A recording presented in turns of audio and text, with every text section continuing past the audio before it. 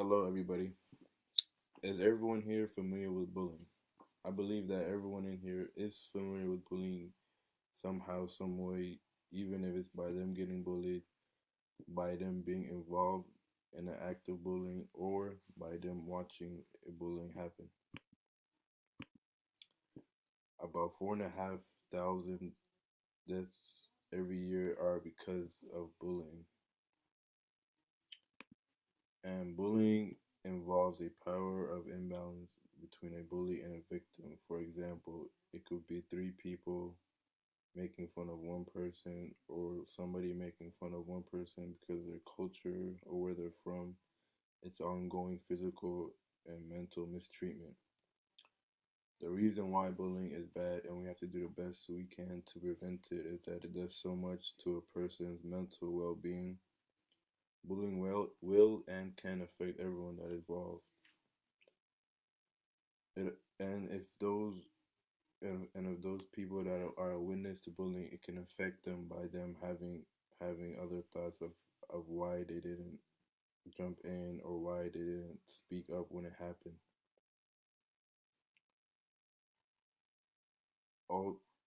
All the mental health issues are not temporarily and they do not appear right away. As sometimes it happens over a long period of time or sometimes even a short period of time. Bullying should be controlled because 1 in 7 students in high school, middle school, and elementary school are either a bully or have been a victim to bullying. About 160,000 children miss school every day due to a fear of an attack by other students. 6 out of 10 teenagers say they witness bullying in school about once a day, and also 75% of shooting incidents at schools have been linked to bullying and harassment. The problem with bullying is that it can't be stopped. It would always happen no matter what, even if it's in person or even online. There are a lot of different types of bullying. In the quote by Bullying Statistics, it explains the different types of, of bullying and their relation to suicide and suicidal thoughts or even self harm. From all the types of bullying, I will mostly be talking about the general form of bullying, which includes all of them. I myself have been a victim of bullying, mostly physical bullying, since I was smaller than my fellow classmates. I have also witnessed it a few times. People would deal with it differently, but most of the times, I think that the people they need help most of the times, and it's not easy to find that help, or it's not easy for people to open up.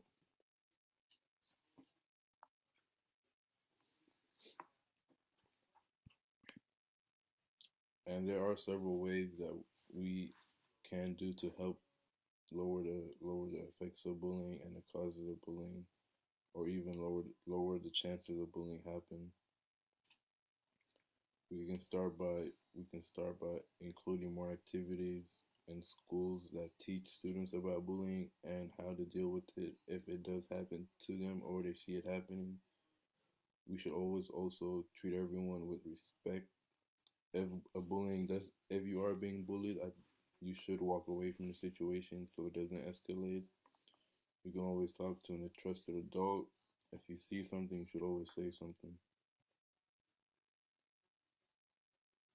Before we can try to stop or prevent bullying to or to help our victims of bullying, we have to see why people tend to bully. The biggest reason teenagers or anyone becomes a bully is that they think it's a cool thing to do, or they think that they're popular in the schools and they feel the need to make fun of others. Studies have shown that teenagers tend to copy what they see and hear from movies, music videos, or social media. From music, we are told to dress a certain way, talk a certain way, wear certain shoes, and if you don't do that, you're not part of the cool kids. Now we know why teenagers tend to bully. The best way to limit bullying or cyberbullying is to get the entertainment business to discuss more about bullying. and how it's not cool and it's not comfortable. So if bullying is talked more, people would tend to open up more about something they've seen or something they've done or something that has even been done to them. The biggest problem is that kids don't know how to act when an incident of bullying occurs. So we have to come up with a ways to teach them how to act when it happens. Most people keep quiet when it happens and they tend to not worry about it and keep moving with their day. We are all we are all taught in school that to stop bullying we have to say something, but I don't believe that anyone actually does try to say something or stop it if it is happening. The three B's of bullying is the bullier, someone that bullies, the bullied, and the bystander. About 30% of youths admit to bullying. 1 in 3 students are bullied in school, and 70% have witnessed a bullying.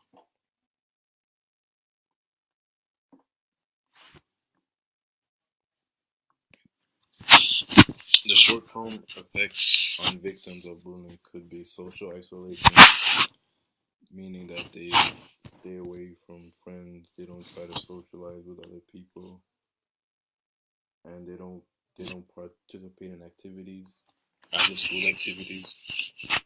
They feel ashamed of themselves. They try to avoid school as much as possible. They don't tend to do good in school. They change their eating habits because they're always thinking about it, causing them to stress more. Some long-term effects on a victim that have been bullied could be depression, anxiety, increased risk of suicidal thoughts, just poor general health overall, and self-destructive behavior, meaning that they could want to harm themselves or try to hurt themselves.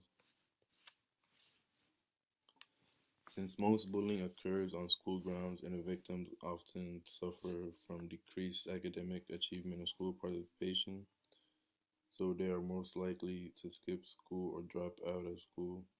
We should focus mostly on school grounds to limit bullying. One way to prevent bullying is to have all teens be given a lesson on how terrible bullying is and how it affects one's mental health, even if it's a long term effect or a short term effect.